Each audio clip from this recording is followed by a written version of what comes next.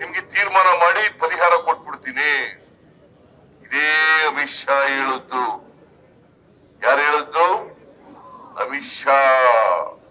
ಅಮಿತ್ ಶಾ ನಿನ್ನೆ ಚನ್ನಪಟ್ಟಣಕ್ಕೆ ಬಂದು ಸುಳ್ಳು ಹೇಳಿದಾರಲ್ಲ, ಅವ್ರು ಹೇಳದ್ದು ಕರ್ನಾಟಕದಲ್ಲಿ ಬರಗಾಲ ಇದೆ, 240 ತಾಲೂಕುಗಳಲ್ಲಿ 223 ತಾಲೂಕುಗಳು ಬರಗಾಲ ಅಂತ ಘೋಷಣೆ ಮಾಡಿದ್ದೀರಿ.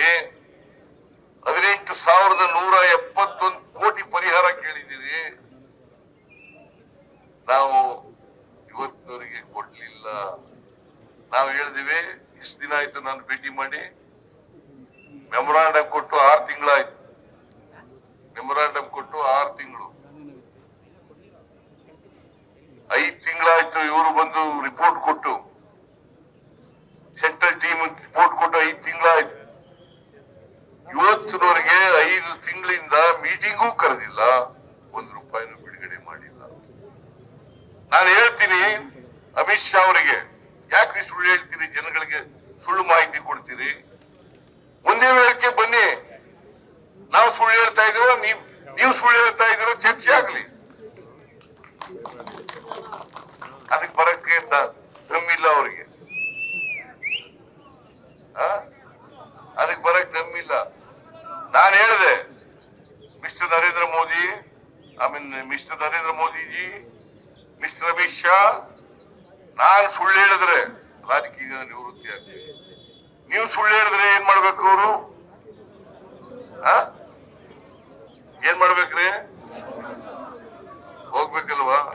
ಮತ್ತೆ ಅವ್ರಿಗೆ ಪಾಠ, ಸುಳ್ಳು ಹೇಳ್ತವ್ರ ಪಾಠ ಕಲ್ಸೋರು ಯಾರು? ನೀವು ಕಲ್ಸ್ಬೇಕಲ್ವಾ? 26ನೇ ತಾರೀಕು ಏಪ್ರಿಲ್ 26ನೇ ತಾರೀಕು ಕರ್ನಾಟಕದಲ್ಲಿ ಮೊದಲನೇ ಹಂತದ ಚುನಾವಣೆ ನಡೀತದೆ. ಆ ಚುನಾವಣೆಯಲ್ಲಿ ನಮ್ಮ ಪಕ್ಷದ ವತಿಯಿಂದ ಮೈಸೂರು ಮತ್ತು ಕೊಡಗು ಲೋಕಸಭಾ ಕ್ಷೇತ್ರದ ಅಭ್ಯರ್ಥಿಯಾಗಿ ಲಕ್ಷ್ಮಣ್ ಅವರನ್ನು ನಿಲ್ಲಿಸಿದೆ.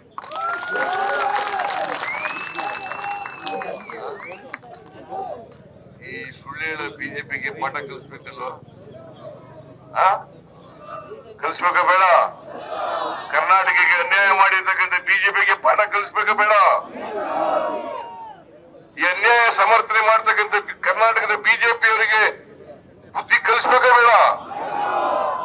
ಹಂಗಾಗದಾದ್ರೆ 26ನೇ ತಾರೀಕು ಎಲ್ಲರೂ ಕೂಡ ಮನೆ ಮನೆಗೆ ಹೋಗಿ ಹೇಳ್ಬೇಕು. ನೀವೆಲ್ಲ ನಿಮ್ ಊರುಗಳಲ್ಲಿ, ನಿಮ್ ಬೀದಿಗಳಲ್ಲಿ, ನಿಮ್ ವಾರ್ಡ್ಗಳಲ್ಲಿ ಹೋಗಿ ಲಕ್ಷ್ಮಣ್ಗೆ ಓಟ್ ಕೊಡಿ. ಈ ಸಾರಿ ಕಾಂಗ್ರೆಸ್ಗೆ ಓಟ್ ಹಾಕಿ. ಹಸ್ತದ ಗುರುತಿನ ಮುಂದೆ ಬಟನ್ ಒತ್ತಿ. ಹಸ್ತದ ಗುರುತಿನ ಮುಂದೆ